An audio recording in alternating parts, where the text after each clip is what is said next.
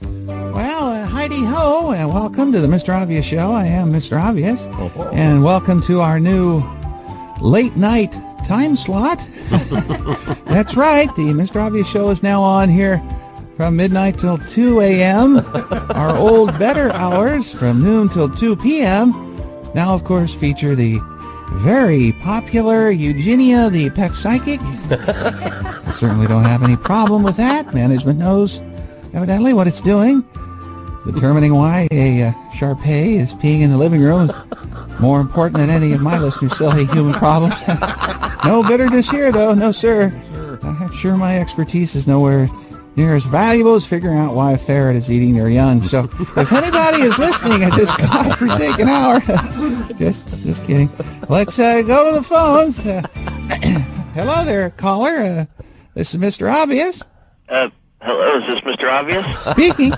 Hey, Mr. Obvious. Thank God I got through to you.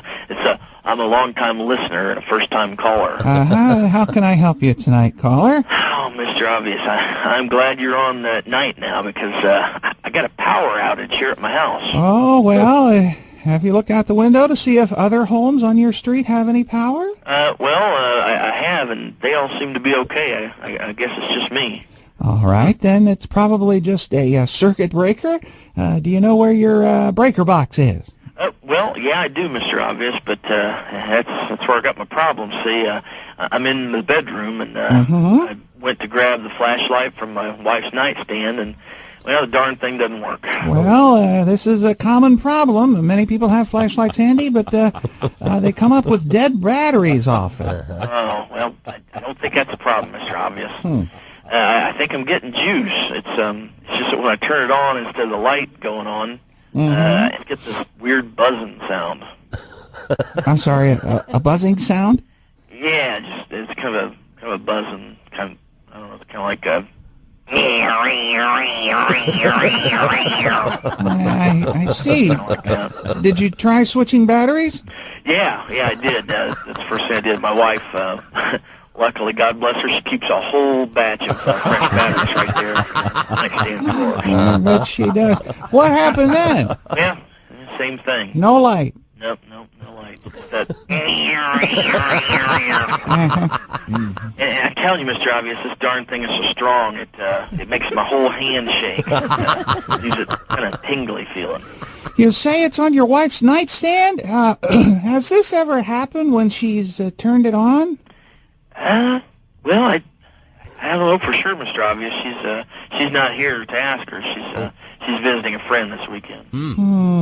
It could just be a bad connection. Have you tried removing and reconnecting the bulb? Oh, yeah, I thought of that, Mr. Obvious, but the darn thing wouldn't unscrew. Actually, it felt kind of weird. Weird, you say?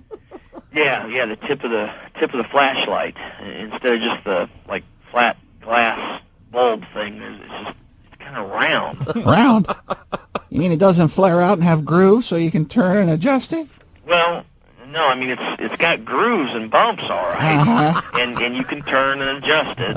But, all that happens when you turn it is that buzzing sound gets louder. The sound, yeah. Right, because if you turn it all the way to the left, right. It's like ear. But if you turn it all the way to the right, it's more like... It could be that the on-off switch is stuck in the middle. Have you tried cleaning the flashlight? Oh, yes, sir, Mr. Obvious. My wife, she also, besides the batteries, she keeps these special flashlight cleaners. They're those little square packages, kind of like an Alka-Seltzer. And when you open them up, they got this slippery cleaning solution on them already. You don't say. Yeah, they're really kind of neat. You place them right there at the top of the flashlight, and you unroll them all the way down. They cover the whole flashlight. I see. Yeah, Mr. Obvious, you've got to be careful, though. Sure. Yeah, I accidentally turned the darn thing on while I was cleaning it. Off it goes. And the dang thing squirted right out of my hand, shot across the room, and busted a lamp. Caller, have you tried calling your wife at her friend's house to see if she could help in any way? Well, yeah, I did that, Mr. Obvious. And she said? No, she couldn't come to the phone. Why was that? Well, I guess her and a couple of her friends had gone down to the Amtrak station to help with an engine that had run out of gas or something. Well, that sounds like a very close community. It's great that they all get together and pitch in to help like that when there's a problem with public transportation. That is a fine display of community citizenship. Yes, sir, it sure is. And I guess it happens a lot down there. Oh, it does? Yeah, the guy I talked to on the phone said that every time my wife comes to visit, she pulls a train. I see. Well, it sounds like you've got a lot bigger things to fix than just a flashlight. Mr. Obvious. Uh-huh. The lights just came back on. I see the flashlight over here on the floor. And you notice anything unusual about it? Well, just that it's kind of big. It's about a foot long. It's black. Yeah. And it's kind of big for a flashlight, isn't it? It's still going. Caller, I think it might be a good idea to talk to your wife about it when she gets back. I'm sure she can explain everything. Yeah. And in the meantime, you might want to go down to your local hardware store and pick up a more conventional flashlight. I got you. Mr. Obvious? Yes, caller. Thanks, Mr. Obvious. You're a lifesaver. Well, and thank you. And join us again next time on the Mr. Obvious Show.